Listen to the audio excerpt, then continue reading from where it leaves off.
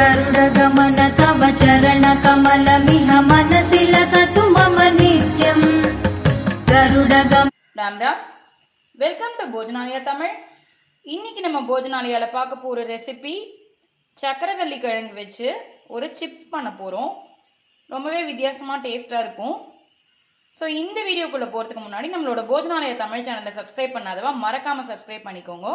Bell பட்டனையும் click பண்ணி வச்சுக்கோங்க. இப்போ ரெசிபிக்குள்ள போகலாம். இந்த ஸ்வீட் பொட்டேட்டோ சிப்ஸ் பண்ணுறதுக்கு இதோட தோலியை வந்து சீவிட்டு சிப்ஸ் கட்டை, அதாவது இந்த மாதிரி சிப்ஸ் கட்டையில் சிப்ஸ் சீவிற மாதிரி சீவி தண்ணியில் போட்டு வச்சுக்க போகிறோம். இந்த மாதிரி தோலை நல்லா சீவிக்கணும். இது வந்து பொட்டேட்டோ மாதிரி தான், இதில் வந்து ஸ்டார்ச் நிறையா இருக்கும். ஸோ வந்து தோலை சீவிட்டு அந்த ஸ்டார்ச்சை நம்ம எடுக்கணும். இப்போ நான் ஆல்ரெடி பாதி சீவிருக்கேன். இது பாருங்க, இந்த மாதிரி சிப்ஸ் கட்டையில் வச்சு நல்லா இப்படி ஸ்லைஸாக சீவிக்கணும். இதுக்குள்ளே நான் தண்ணி விட்டு வச்சுருக்கேன் ஆல்ரெடி, அதில் தான் போட்டிருக்கேன். இது ஏன்னா கருத்து போயிடும். ஸோ அந்த மாதிரி கருத்து போகாமல் இருக்கிறதுக்காகவும் சேம் டைம் இந்த பாருங்க சூப்பராக வந்திருக்கு. ஸ்டார்ச், இதில் இருக்கிற ஸ்டார்ச் எல்லாத்தையும் எடுத்துகிட்டு தான் நம்ம சிப்ஸ் பண்ண முடியும். ஸோ அந்த ரீசனுக்காகவும் இந்த மாதிரி தண்ணியில் போட்டு வச்சுருக்கோம். முக்கால்வாசி நான் சீவிட்டேன். இன்னும் ஒன்று தான் இருக்குது, அதையும் இந்த மாதிரி இது பண்ணிக்க போகிறோம். இப்போ நம்ம இந்த மாதிரி சிப்ஸ் கடையில் சீவி எடுத்த எல்லாத்தையும் தண்ணியில் போட்டு வச்சுருந்தோம் இல்லையா, அதை 2-3 அலசு நல்லா அலசிட்டு இந்த மாதிரி ஒரு வெள்ளை துணியில் ஈரம் போக காய விட்டுருக்கேன். இதில் பாருங்கள் இப்போ ஈரமே இல்லை. ஸோ இதை சுத்தமாக நம்ம ட்ரை பண்ணிக்கணும்.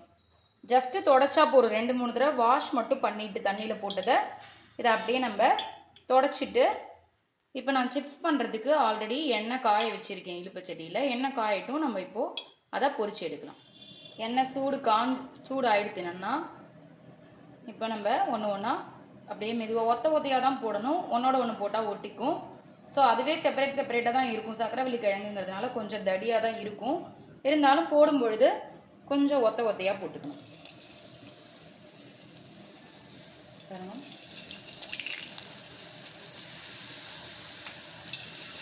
ஈரம் இருந்தது அப்படின்னா எண்ணெயில் தெரிக்கும்.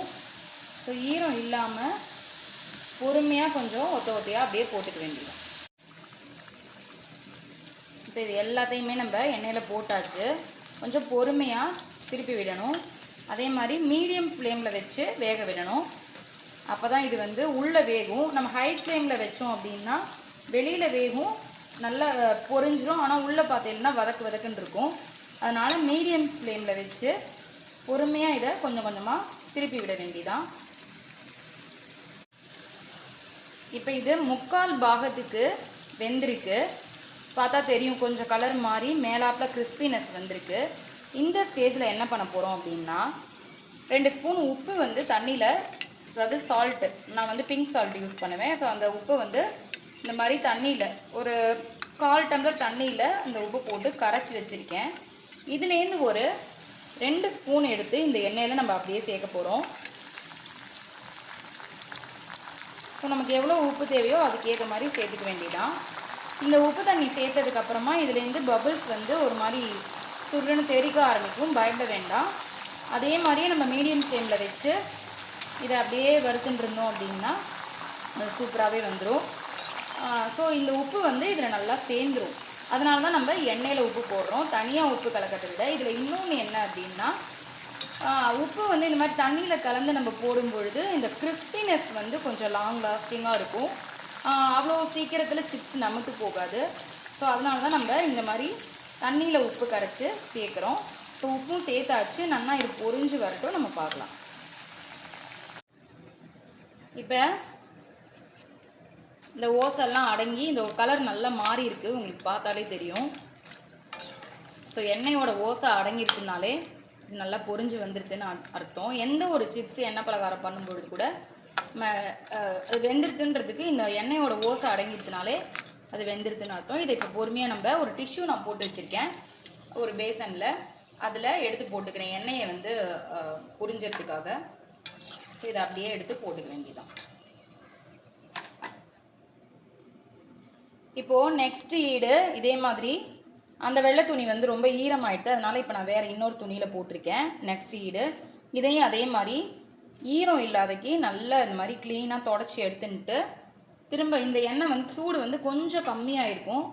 ஸோ ஒரு 2 நிமிஷம் திரும்ப சூடு வந்ததுக்கப்புறமா இதே மாதிரி இது எல்லாத்தையும் போட்டு பொரிச்சு எடுத்துக்க போகிறோம். இப்போ நெக்ஸ்ட் ஈரும் நான் போட்டுட்டேன். இதே மாதிரி நல்லா ஒரு 3/4 பதம் வெந்ததுக்கு அப்புறமா இந்த கரைச்சி வச்சுருக்க உப்பு ஜலத்தை நம்ம அதில் சேர்க்க போகிறோம். ஸோ ரொம்பவே சிம்பிள் தான். இதே மாதிரி எல்லாத்தையும் போட்டு பொரிச்சு எடுத்துட்டு காமிக்கிறேங்க. இப்போது இது எல்லாத்தையும் சூப்பராக நம்ம பொரிச்சு எடுத்துட்டாச்சு. இது பாருங்க, ஆறினதுக்கு அப்புறமா இது நல்ல ஒரு மொறுமொறுன்னு இந்த மாதிரி இருக்கும். ஃபஸ்ட்டு நம்ம எண்ணெயிலேருந்து எடுத்தோம்னா லைட்டாக வதக்குன்னு இருக்கிற மாதிரி இருந்தால் கூட, ஸோ இதில் என்ன பண்ண போகிறோம்னா ஆல்ரெடி நம்ம உப்பு தண்ணியில் தான் இதை பொரிச்சு எடுத்துருக்கோம். இதில் காரத்துக்கு கொஞ்சமாக காரப்பொடி தூவிக்கிறேன். அதுக்கப்புறம் பெருங்காயமும் கொஞ்சமாக போட்டுக்கிறேன். ஸோ இது போட்டுட்டு இது நல்லா இப்போ குலுக்கிட்டு எடுத்துகிட்டு போகிறோம். பாருங்க, நான் குளிக்கும் பொழுது இதோட சவுண்டு எப்படி கேட்குறதுன்னு, அது எவ்வளோ முறுமுறுன்னு இருக்குங்கிறது நமக்கு பார்த்தாலே தெரியும். இது ஃபுல்லாக இது மாதிரி குலுக்கி எடுத்துக்க வேண்டியதுதான். சூப்பரான ஸ்வீட் பொட்டேட்டோ சிப்ஸு நல்லா மொறுமொறுன்னு க்ரன்ச்சியாக ரெடி ஆகிடுது. இந்த ஸ்வீட் பொட்டேட்டோஸில் வந்து நிறைய பெனிஃபிட்ஸ் இருக்குது. இதில் நிறைய விட்டமின்ஸு, ஃபைபர் இருக்குது. ஸோ ரெகுலராக நம்ம பசங்களுக்கு இதை டெய்லியுமே வேக வச்சு கொடுத்தோம் அப்படின்னா ஸ்நாக்ஸுக்கு ரொம்ப நல்லது. நிறைய ஃபைபர் கண்டென்ட் இருக்குது. மோஷன் ப்ராப்ளம் இருக்கவா கூட இது சாப்பிட்டோம்னா மோஷன் வந்து நல்லா ஃப்ரீயாக இருக்கும். நிறைய ஆன்டி ஆக்சிடென்ட் இருக்குது. அதுக்கப்புறம் கேன்சர் வராமல் ப்ரிவென்ட் பண்ணும் அப்படின்னு சொல்லி சில ஸ்டடீஸில் வந்து சொல்லியிருக்கா. ஸோ இது வந்து ஒரே மாதிரி நம்ம பண்ணாமல் இந்த மாதிரி சிப்ஸ் மாதிரி பண்ணோம்னா குழந்தைகளுக்கு ரொம்ப பிடிக்கும். ஈவினிங் ஸ்நாக்ஸாக கூட கொடுக்கலாம். ஸோ இது அதிகமாக எண்ணெய் குடிக்காது, அதனால் கவலைப்பட வேண்டாம். ஒன்ஸ் இன் அ ஒயில் இந்த மாதிரி பண்ணி கொடுக்கலாம், தப்பு கிடையாது. இது வந்து நவம்பர் டிசம்பர் சீசனில் கிடைக்கும். பட் பொதுவாக நம்ம ஊரில் வந்து ஃப்ரீக்வெண்ட்டாகவே இது கிடைக்கிறது. எனக்கு கிடச்சிது, சரி அதனால தான் வாங்கி பண்ணி காமிக்கலாமே அப்படின்னு சொல்லிட்டு நான் இது பண்ணியிருக்கேன். ஸோ எல்லாருமே ட்ரை பண்ணி பாருங்க. நான் சொன்ன மாதிரி இதுக்கு ஒரு 3 டிப்ஸு. ஃபஸ்ட்டு டிப் வந்து தோலை சீவிட்டு அந்த ரவுண்டாக சீவினதுக்கப்புறமா அந்த ஸ்டார்ச் எல்லாத்தையும் எடுத்துடணும், தண்ணியில் வாஷ் பண்ணிவிட்டு.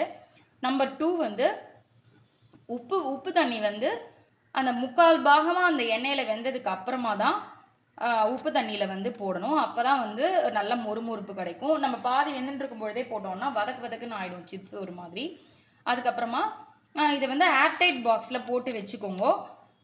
காரம் வந்து எப்போ வேணுமோ அப்போ எடுத்து கலந்துக்கலாம். நான் இப்போ உங்களுக்கு காமிக்கிறதுக்காக இது ஏன் காரம் வந்து அப்புறமா கலந்துக்கலாம்னு சொல்கிறேன்னா, சம்டைம்ஸ் நம்ம காரத்தோடு கலந்து வச்சோம்னா சீக்கிரமாக இது பண்ண மாதிரி ஆகிடும். ஸோ வந்து பல்க் குவான்டிட்டி நம்ம பண்ணிக்கிறோம்னா தனியாக கொஞ்சமாக எடுத்து வச்சுட்டு கூட காரம் மட்டும் மிக்ஸ் பண்ணிக்கலாம். ஸோ இந்த டிப்ஸ் எல்லாத்தையும் ஃபாலோ பண்ணி இந்த ஸ்வீட் பொட்டேட்டோ சிப்ஸ் எல்லாருமே ட்ரை பண்ணி பாருங்கள். வித்தியாசமாக இருக்கும், டேஸ்டியாக இருக்கும். ஒரு ஸ்வீட்டு, காரம், உப்பு எல்லாமே கலந்து நல்லாயிருக்கும். ஸோ திரும்ப ஒரு சூப்பரான ரெசிபியில் உங்களை நான் மீட் பண்ணுறேன். அது வரைக்கும் தேங்க்யூ. ராம் ராம்.